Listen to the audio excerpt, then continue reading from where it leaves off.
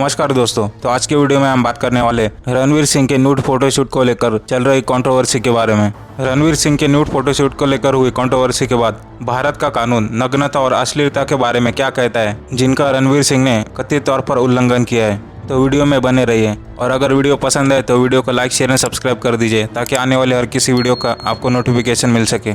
एक मैगजीन के लिए न्यूड पोज देने के आरोप में रणवीर सिंह के खिलाफ एफआईआर दर्ज की गई है। शिकायतकर्ता ने कहा कि भारत एक ट्रेडिशनल देश है और इस तरह की तस्वीरें फिल्मी सितारों के दीवाने बच्चों पर एक नेगेटिव इम्पैक्ट डाल सकती है। दरअसल मुंबई पुलिस ने 26 जुलाई को बॉलीवुड अभिनेता रणवीर सिंह के खिलाफ सोशल मीडिया पर न्यूड तस्वीरें शेयर करने के आरोप में एफआईआर दर्ज की है। मुंबई के एक एनजीओ ने रणवीर सिंह के खिलाफ शिकायत के साथ चेंबूर पुलिस में संपर्क किया था और आरोप लगाया था कि अभिनेता ने सामान्य रूप से महिलाओं की भावनाओं को आहत किया है और अपनी तस्वीरों के माध्यम से उन्होंने उनके सेंटिमेंट्स को हर्ट किया है और इन महिलाओं की मॉडेस्टी को इन फोटोग्राफ्स के जरिए इंसल्ट किया है। तो इस आधार पर मुंबई पुलिस ने रणवीर सिंह के खिलाफ कौन से चार्जेस लगाए, आइए जानते हैं। Section 292 sale of obscene book यानी अश्लील पुस्तकों की बिक्री। Section 293 sale of obscene object to young people यानी अश्लील पुस्तकों की युवाओं में बिक्री। सेक्शन 509 वर्ड जेस्चर और act intent to insult modesty of woman, मतलब कि एनजीओ वाले आदमी ने रणवीर सिंह पर लगाए हुए आरोप। ये 3 सेक्शंस रणवीर सिंह पर लगाए गए हैं। एफआईआर में कहा गया है कि भारत में अच्छी संस्कृति है, लेकिन ऐसी तस्वीरों से सभी की भावना आहत होती है।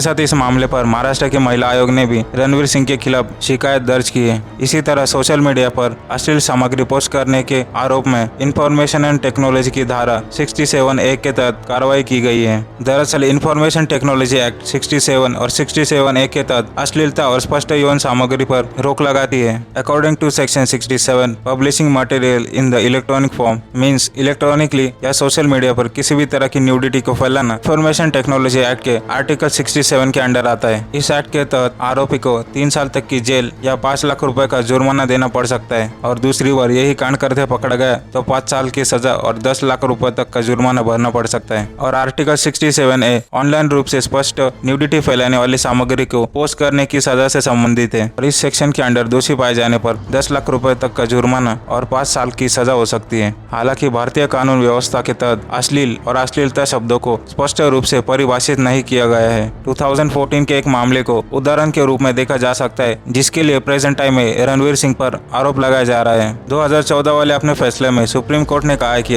अश्लीलता के सवाल पर उस संदर्भ में देखना चाहिए जिसमें तस्वीर दिखाई देती है और वह संदेश जो वो तस्वीर देना चाहती है। इस मामले पर रणवीर सिंह की न्यूड फोटो शूट करने वाले फोटोग्राफर आशीष शाह ने शूट के बारे में ईटी टाइम से बात की। उन्होंने कहा कि एक डिमांडिंग फोटोशूट था और इन तस्वीरों के लिए रणवीर सिंह को एक सर्टन फिजिकलिटी की जरूरत थी। और वो आगे कहता है कि मुझे नहीं पता था कि इस फोटोशूट के कारण देश में इतना हंगामा खड़ा हो सकता है। उन्होंने कहा, दिलचस्प बात यह है कि यह पहली बार नहीं कि हम किसी को ऑब्सीन कंडक्ट और ऑब्सीन कंटेंट के लिए मुकदमा चलते हुए देख रहे हैं। इससे पहले भी मॉडल और अभिनेता मिलिंद सोमन पर 2020 में अश्लीलता का आरोप लगाया गया था, जब उन पर आईपीसी की धारा 294 और इंफॉर्मेशन टेक्नोलॉजी एक्ट के आर्टिकल 67 के तहत सोशल मीडिया पर पोस्ट करने का मामला दर्ज किया है, जहां उन्हें गोवा के एक बीच पर न्यूड दौड़ते हुए देखा गया था। उसी साल मॉडल और अभिनेत्री पूनम पांडे को भी उनके वीडियो शूट के लिए गोवा पुलिस द्वारा अश्लीलता के आरोप में बुक किया गया था। दरअसल कोई ये पहली बार नहीं कि किसी बॉलीवुड एक्टर या एक्ट्रेस ने ऐसा न्यूड फोटोशूट करवाया हो। कुछ लोग तो रणवीर सिंह को ऐसा करने वाला पहला एक्टर कहने लगे। हालांकि यह सच नहीं है,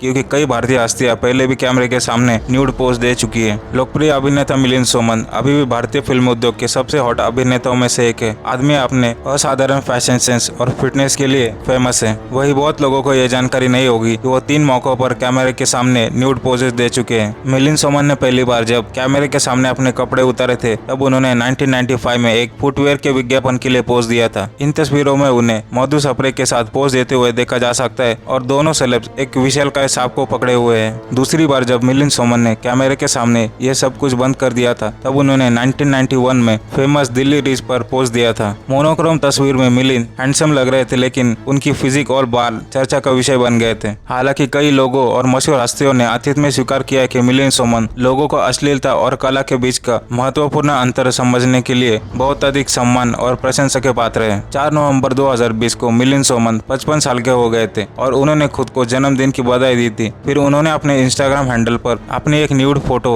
बीच पर दौड़ते हुए शेयर की। उनकी यह फोटो सोशल मीडिया पर काफी तेजी से वायरल हुई। इस फोटो के लिए कुछ लोगों से उनको सराहना भी मिली और जहां कुछ लोगों ने उनके साहसिक कदमों से लोगों को प्रेरित करने के लिए उनकी प्रशंसा की, वही ज्यादातर लोग उनकी फिटनेस और फिजिक के लिए कायल थे। लेकिन गोवा पुलिस को ऐसा नहीं लगा। उन्होंने पब्लिक प्लेस में न्यूडिटी फैलाने के आरोप में एक्टर मिलिंद सोमन को अरेस्ट कर लिया। 90 के दशक में पूजा बेदी भारतीय फिल्म उद्योग की सबसे प्रॉमिसिंग एक्ट्रेस में से एक थी। हालांकि 1991 में आया उनका सेडेक्टिव कॉन्डोम एड, जिसने पूजा बेदी को ओवरनाइट स्टार बना दिया, जो कि उस दौर के हिसाब से सबसे बोल्ड मूव था। इस एड के बारे में अक्सर कहा जाता है कि इस एड ने पूरी इंडिया में सेक्सुअल रेवोल्यूशन लाने में मदद की। हालांकि पूजा बेदी की कॉन्डोम एड रिलीज होने के कुछ महीने बाद ही उसे बैन कर दिया गया था। Sapna Bhavnani, popular known as celebrity hair stylist, always breaking stereotypes with her bold moves. हालांकि पेटा की अभियान के लिए न्यूड होने के बाद उसने मीडिया में एक बड़ा विवाद खड़ा कर दिया था, जो चमड़े और फर को ना कहने के बारे में था। अगर जिन्होंने पेटा के बारे में नहीं सुना तो उनको बता दूं कि पेटा एक एनिमल वेलफेयर के लिए काम करने वाली ऑर्गेनाइजेशन है और इस ऑर्गेनाइजेशन से बॉलीवुड के बहुत सारे सेलिब्रिटीज जुड़े हुए हैं। यहाँ तक कि बॉलीवुड के परफेक्शनिस्ट आमिर खान ने भी ब्लॉकबस्टर फिल्म पीके के लिए कैमरे के सामने अपने कपड़े उतार दिए थे।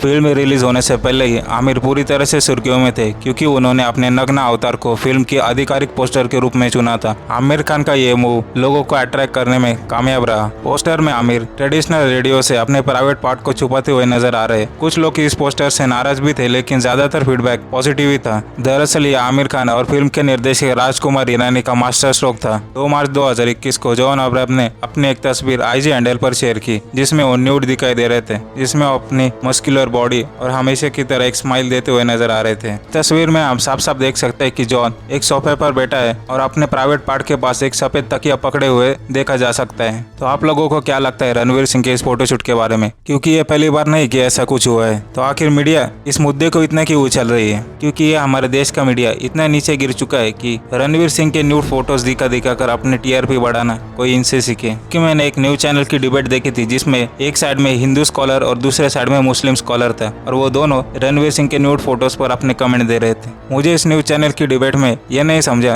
कि दोनों स्कॉलर रणवीर सिंह की तस्वीर को लेकर क्यों इतने उत्साहित थे। तो आप खुद ही सोचो, ये दोनों स्कॉलर्स रणवीर सिंह के तस्वीरों को लेकर क्या ही डिबेट करेंगे, और वो दोनों स्कॉलर उधर भी हिंदू मुस्लिम कर रहे थे। तो इसके बारे में आपके थॉट्स हमें कमेंट्स में बताइए, और अगर वीडियो अच्छा लगे तो वीडियो को लाइक शेयर और सब्सक्राइब कर दीजिए, ताकि आने वाले हर किसी वीडियो का आपको नोटिफिकेशन मिल सके। तो फिलहाल के लिए इतना ही, मिलते हैं किसी नई वीडियो में किसी और नए टॉपिक के साथ। तब तक के लिए